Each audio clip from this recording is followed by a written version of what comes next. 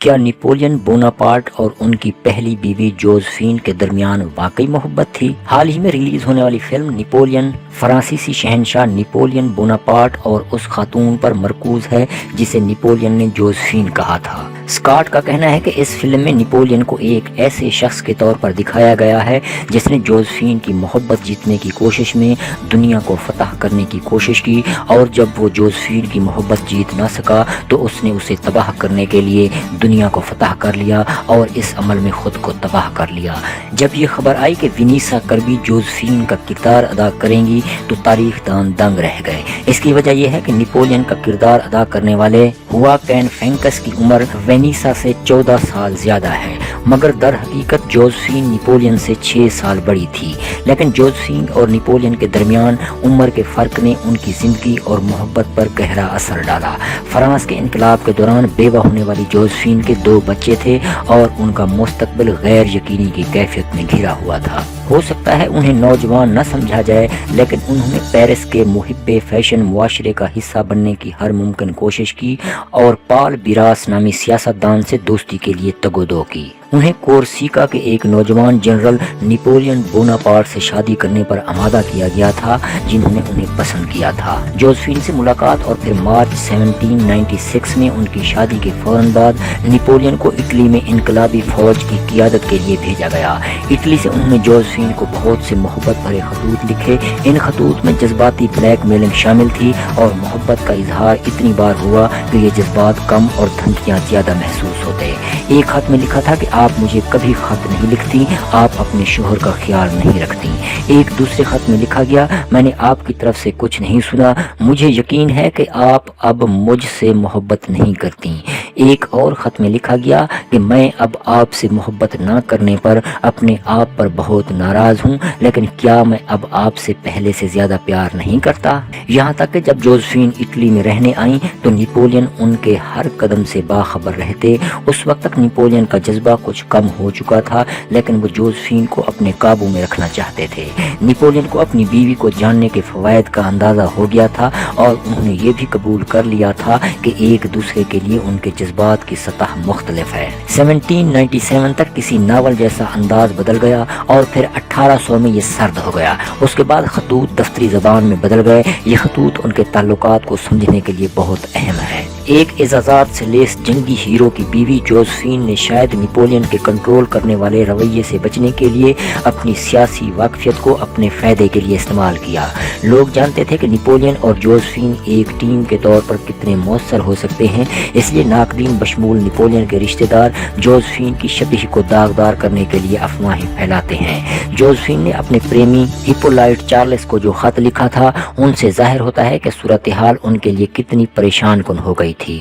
نپولین مصر میں ایک مہم پر تھے جب انہیں ثبوت پیش کیا گیا کہ جوزفین کا کسی اور کے ساتھ افیئر ہے۔ اس حوالے سے نپولین نے اپنے بھائی کو خط بھیجا، لیکن وہ درمیان میں لیک ہو گیا اور برطانیہ میں شائع ہو گیا۔ جلد ہی فرانس میں بھی سب کو اس کا علم ہو گیا۔ شروع میں نپولین ناخوش تھے، لیکن بعد میں جب وہ پیرس گئے تو انہوں نے جوزفین کو معاف کر دیا۔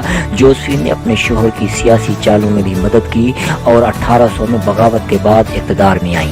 انقلابات سے بھری دہائی کی وجہ سے پیدا ہونے والے دھڑے بندی پر قابو پانے کے لیے نپولین کو جوزفین کی نرم سفارتکاری اور اشرافیہ کے طبقے سے آنے کا فائدہ ہوا۔ جوزفین نیا فرانس بنانے میں اپنا کردار ادا کرنے پر خوش تھیں۔ 1796 میں وہ اٹلی جانے اور اپنے شوہر کے ساتھ رہنے سے ہچکچا رہی تھیں، لیکن بعد میں انہوں نے ہر جگہ ان کا ساتھ دیا۔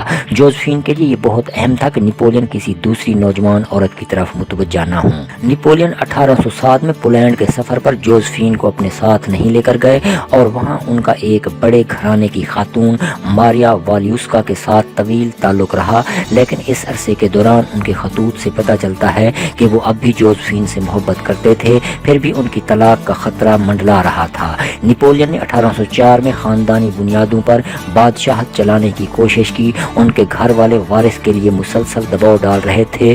جوزفین انہیں کوئی وارث نہ دے سکی تھیں۔ جوزفین کی ایک ملازمہ ایوریلین نے اس دور کے بارے میں لکھا ہے دونوں طلاق کے بہت قریب تھے اور ایک دوسرے سے بہت دور تھے۔ 1809 میں جب ان کی طلاق ہوئی تو جوزفین بہت صدمے میں تھیں۔ اس طلاق کو ملکی ضروریات کے لیے قربانی کے طور پر دکھایا گیا۔